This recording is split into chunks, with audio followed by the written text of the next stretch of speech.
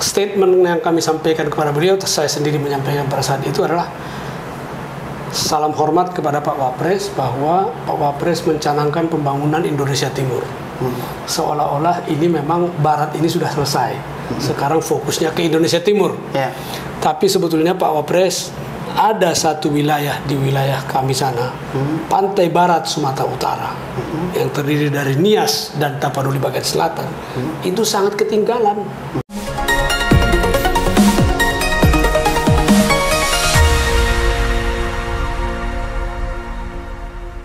Bincang tipis-tipis kembali menjumpai Anda bersama saya Herman Tale Daulay di channel Tale Trias Info.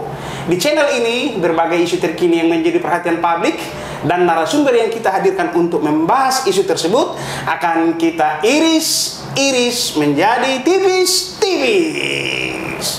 Pada tayangan kali ini kita sangat beruntung kedatangan tokoh nasional asal Tabaksel, Bapak Ongku Parmonangan Hasibuan. Beliau ini tokoh nasional karena sudah palit karena mantan anggota Komisi 2 DPR RI dari fraksi Demokrat, juga mantan Bupati Tapanuli Selatan, dan juga anak desa yang sudah melanglang buana ke mancanegara. Amin. Nah, jadi beliau itu dari masa kecilnya sudah biasa bergelut dengan lumpur, dengan pertanian. Jadi beliau sangat menyatu dengan Tabaksel. Dan beliau juga pucuk pimpinan di IKAPADA ya, Pak Ongku ya. Nah, karena ini kita berbicara soal kedaerahan, maka kita mulai dulu soal pembentukan Provinsi Sumatera Tenggara. Apa yang terbentuk dalam pemikiran beliau soal rencana pembentukan Sumatera Tenggara ini, ya kan? Dikaitkan dengan pengalaman beliau sebagai bupati dan anggota Komisi 2 DPR RI yang membidangi otonomi daerah. Silakan iris tipis-tipis dulu Pak Ongku Parmonangan Hasibuan. Terima kasih Adinda Herman Daulay. Saya merasa bahagia sekali diundang di acara bincang tipis-tipis ini yang sudah sangat populer di kalangan kita, di masyarakat di Indonesia ini pada umumnya dan Tapanuli Selatan khususnya. Amin. Ya, terima kasih sekali lagi ya. Bicara tentang pemekaran atau rencana pemekaran provinsi atau pembentukan Provinsi Sumatera Tenggara, memang saya kira atau saya berpendapat secara pribadi ini adalah sesuatu keharusan. Kenapa? Karena memang daerah kita sekarang ini Tapanuli bagian selatan itu boleh dikata adalah daerah yang paling tertinggal ya di Sumatera Utara. Secara luas daerah itu 26% dari Provinsi Sumatera Utara. Secara potensi daerah, saya kira daerah kita sekarang ini juga cukup secara ekonomi. Luas perkebunan besar sekali, tambang kita punya di Batang Toru maupun di Mandailing, demikian juga PLTA, demikian juga geothermal dan sebagainya dan sebagainya. Secara potensi kita cukup mumpuni. Ya, dan saya kira ini perlu untuk percepatan. Memang sebetulnya pemekaran itu tidak perlu kalau seandainya dilakukan berkeadilan pembangunan itu. Yang terjadi sekarang ini terjadi ketimpangan yang luar biasa. Ya, kita tidak boleh cemburu dengan daerah lain, tetapi boleh kita berjuang untuk bisa meningkatkan kita sendiri setara dengan daerah-daerah lain ya. Saya kira itu antara lain tujuan utama daripada pemekaran. Secara administratif, persiapan dulu. Secara persiapan. Mungkin ada daerah tetangga mungkin yang nggak ada salahnya kita belajar atau seperti apa mungkin dengan saudara-saudara kita yang ada di bagian Tapanuli bagian utara sana, mungkin ada pelajaran yang bisa dipetik dari mereka gitu, Bung Ongku? Saya kira iya ya. Artinya begini, saya kira persatuan itu kan memang sudah seharusnya ya. Kita itu dulunya kita juga satu kok. Ya, Tapanuli Selatan yang lama itu satu. Ya, secara budaya, secara adat istiadat kita satu. Tapi secara administratif kita dibagi-bagi karena memang wilayahnya luas. Ya, demikian juga kawan-kawan kita yang dari Tapanuli Utara. Mereka juga dulunya satu di Tapanuli Utara, tapi sekarang sudah berkembang menjadi Toba, Humbang, Samosir, Tapanuli Utara sendiri. Nah, mereka sendiri juga menggagas adanya kawasan otorita Danau Toba. Ya, itu kan adalah persatuan di antara para bupati-bupati kepala daerah seputaran Danau Toba dalam rangka mengembangkan wilayah itu atau kawasan itu menjadi satu kawasan terintegrasi yang baik. Saya kira ini suatu capaian yang luar biasa dan alhamdulillah sekarang kita lihat kemajuannya luar biasa. Ya. Nah, kita di Tapanuli bagian selatan pun menurut hemat saya sangat perlu dilakukan suatu pengembangan kawasan. Ya, artinya perencanaannya itu secara keseluruhan wilayah Tabaksel itu dibuat satu rencana wilayah. Bukan hanya rencana satu kabupaten atau rencana satu kota saja, tetapi kewilayahan. Di mana yang kita mau bangun pelabuhan, di mana kita mau bangun bandara, di mana kita mau bangun industri berat, di mana kita membangun industri hilirisasi dan seterusnya dan seterusnya. Kita semua punya potensi itu di Tabaksel. Tapi perlu kita buat satu perencanaan kawasan sehingga nanti itu terpadu, terintegrasi, tidak duplikasi, tidak boros dan sebagainya.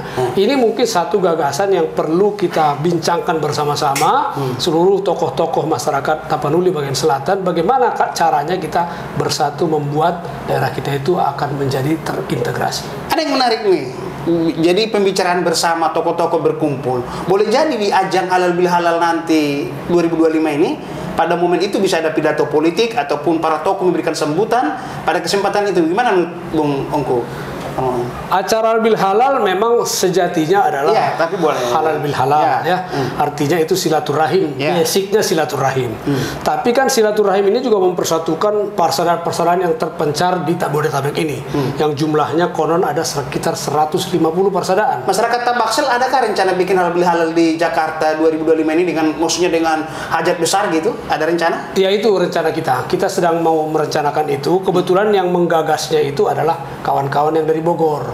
Ya, itu coba sampaikan dulu Pak, halal masyarakat Tabaksel yang ada di Jakarta dan sekitarnya untuk 2025 ini, coba sampaikan dulu Pak. Ya, artinya gini, artinya waktu itu ada kawan-kawan kita dari IPB Bogor atau alumni IKAMA Tabaksel Bogor, antara lain Pak Saleh Purba, Dr. Kiman Siregar, Dr. Dahlil Tanjung, dan kawan-kawan lainnya, Haidir Ritonga dan sebagainya. Itu mereka berkumpul, ya mereka merencanakan bagaimana kalau kita bikin halal bil halal Tabaksel, bukan lagi halal bil halal Saroha, halal bil halal perkumpulan tertentu dan seterusnya. Bukan tingkat kecamatan lagi ya? Bukan tingkat kecamatan atau tingkat marga atau tingkat apa, tapi dipersatukan. Itulah rencana mereka. Semacam regional ya? Regional Tabaksel ya. Mereka mengundang pimpinan-pimpinan persaudaraan itu dalam pertemuan-pertemuan, dan kebetulan saya hadir pada acara rapat yang keberapa saya lupa. Saya hadir, kemudian mereka paparkan rencana itu, saya bilang saya dukung, dan alhamdulillah mereka meminta saya untuk menjadi pimpinannya, ketua umum panitianya. Nah, saya bilang, waduh, saya jadi ketua umum panitianya ini saya harus dapat endorsement, saya harus dapat dukungan dari persaudaraan-persaudaraan yang ada. Kalau tidak, gamang saya ini. Ya, siapa yang menunjuk saya jadi panitia? Gitu. Tapi alhamdulillah sampai hari ini kita sudah mendapatkan kurang lebih sekitar 30 persaudaraan yang mendukung, yang lumayan besar-besar. Baik itu persaudaraan marga maupun persaudaraan kewilayahan, maupun persaudaraan dari sekolah-sekolah dan sebagainya. Nah, ini alhamdulillah sudah digulirkan dan kita sudah membentuk panitianya. Rencananya akan dilakukan di Jakarta. Sekarang kita lagi cari tempat yang sesuai. Target peserta sekitar 3.000 sampai 5.000 orang. Kira-kira gitu. Tentu di situ kita ingin menghadirkan seluruh tokoh-tokoh, baik itu di legislatif, eksekutif, maupun mantan-mantan yang masih punya pengaruh, maupun tokoh-tokoh dari dunia usaha. Kita ini banyak loh pengusaha di Jakarta ini. Orang kita banyak yang maju-maju.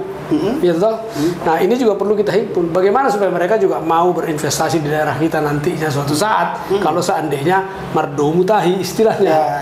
Kira-kira begitu.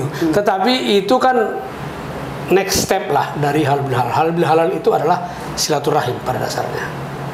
Jadi banyak Arifin Siregar muda, Marialim yang muda, yang menurut pencermatannya Bung Ongko. Banyak tokoh nasional kita, ya. Sekarang yang menjadi Bupati Tapsir itu Gus Irawan itu kan tokoh nasional. Sudah 2 periode menjadi anggota DPR RI, ya, pimpinan Gerindra Sumatera Utara, ya kan. Ada Saleh Pertahunan Daulah yang tokoh nasional. Memang Daulah itu luar biasa. Daulah itu memang hebat dari dulu, datang untuk melayani kan. Itu hebat itu, saya itu kan. Ya, banyak tokoh nasional kita, ada Ansori Siregar dari Sungkam itu ya. Iya, Naga Saribu ya. Kemudian ada lagi Iskan Kolba Lubis, ada lagi. Nah, di kementerian juga ada Pak Sekjen di Kementerian Pertanian, Ali Jamil Harahap, ada lagi Edi di Kementerian Investasi, ya di DPR masih ada Marwanda Sopang, masih ada Andar Amin, banyak tokoh kita itu. Ada juga mantan-mantan kayak Darmin Nasution. Belum lagi mantan-mantan luar biasa banyaknya, Bang Mulia Nasution, Pak Darmin Nasution, jenderal-jenderal banyak kita. Iya betul. Nah ini kalau bersatu, disatukan visi. Ya, kalau kita mau, insya Allah harusnya kita bisa mengakses ya pembangunan itu supaya lebih cepat kita membangun daerah kita. Yang abang rancang nanti acara halal seperti apa? Mungkin motivasinya biar nggak sekedar ajang berkumpul sama sebelum-sebelumnya, kan itu ada pembeda untuk tahun 2025 ini sebagai ketua umum. Jadi begini, kalau halal ini tidak elok rasanya halal ini dibelokkan kemana-mana. Ya, ini halal adalah ajang untuk mengguyupkan kita atau mempersatukan kita. Boleh juga itu Bang. Tetapi follow up setelah itu, ya mungkin kita setelah nanti para tokoh ini bertemu, bercengkerama, tentunya akan muncul ide-ide. Nah, kita harapkan dari ide-ide tersebut nanti kita akan makin bersatu, apalagi kalau seandainya ada nanti menjadi fasilitator atau menjadi katalisator daripada pertemuan-pertemuan itu, sehingga nanti kita bisa merangkum semua kekuatan yang ada untuk bisa mempercepat pembangunan daerah Tapanuli bagian selatan secara wilayah. Oke, Pak Angku, ini kadang saya manggil Abang Anda, kadang manggil Bung, kadang manggil Pak, kadang manggil Ipar. Ini sama anak padang bola, anak padang lawas kita, ya kan. Jadi kan pemirsa bincang tipis-tipis, Tabaksel itu meliputi Tapanuli bagian selatan, Mandeling Natal, Kota Padang Sidimpuan, Padang Lawas Utara, dan Padang Lawas. Dulu ini satu induknya Tapanuli Selatan. Daerah ini boleh jadi dimekarkan secara administrasi pemerintahan, tetapi daerah ini tidak pernah mekar secara budaya. Tetap kalau menurut Pak Ongku dulu ini tetap menyatu dalam adat dalian Natulu, ya kan? Nah, kembali ke soal rencana pemekaran Sumatera Tenggara ini, 5 kabupaten ini, seperti apa persiapannya Pak Ongku? Jangan nanti begitu keran moratorium dibuka, di situ kita baru merkobas gitu kan, baru gelagapan gitu kan? Nah, gimana? Saya terus terang tidak mengikuti perkembangan dari rencana pemekaran ini dalam beberapa tahun terakhir, karena beberapa tahun terakhir ini ada beberapa panitia yang terbentuk ya. Saya dengar ada yang diprakarsai oleh kawan-kawan dari satu tempat, ada lagi yang diprakarsai oleh kawan-kawan yang lain. Kalau saya tidak salah, salah satu ketua daripada rencana pemekaran ini sekarang adalah Pak Hari Lotung Siregar ya. Nah, sampai di mana itu kegiatan itu saya juga kurang follow up lagi. Kalau dulu waktu saya menjadi bupati, waktu itu kan ada Bang Samsun Nasution, ada Bang Buyung dan sebagainya, dan bupatinya waktu itu ada Amrun Daulay, saya sendiri, Pak Bahrum dan sebagainya. Itu kita sudah merancang pada saat itu, dan kita sudah mendapatkan persetujuan dari DPRD Sumatera Utara pada saat itu. Pada saat itu rekan kita Haidir Ritonga juga menjabat sebagai wakil ketua DPRD Sumatera Utara. Jadi kita udah disetujui itu sebetulnya di DPRD Sumatera Utara. Waktu itu kita bawa juga ke DPR RI, tapi belum sempat diputuskan di DPR RI, Ampres belum keluar, ya keburu moratorium ya. Nah, sekarang bagaimana kelanjutannya? Saya sepakat dengan Lae bahwa memang ini kita harus siap-siap. Karena saya dengar kawan-kawan kita dari utara juga sedang siap-siap. Demikian juga kawan-kawan dari Pulau Nias. Ya. Jadi kalau memang mereka siap, tiba-tiba nanti ada moratorium dibuka, mereka siap, kita ketinggalan kereta pula. Nah, disinilah barangkali kita perlu menyatukan lagi pendapat. Mari kita bicara lagi dan sebagainya.